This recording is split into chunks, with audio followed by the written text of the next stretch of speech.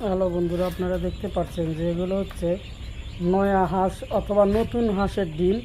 এই ডিম থেকে কিন্তু প্যারেন্টস ডিম থেকে বাচ্চা উৎপাদন হয় ঠিকই, কিন্তু বাচ্চা বের হওয়ার সময় কিন্তু এভাবে মারা যায়।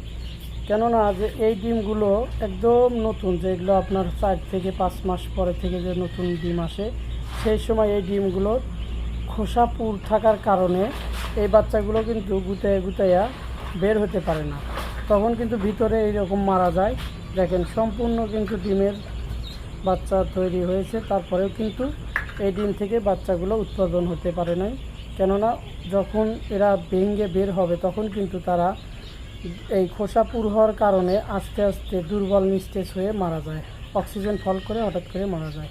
তো ভিডিওটির মূল উদ্দেশ্য এটি যে নতুন হাঁসের ডিম থেকে কিন্তু বাচ্চা উৎপাদন হয় না, তাই আপনারা যারা জানেন না এই ভিডিওটি থেকে জেনে নেবেন। ধন্যবাদ সবাইকে।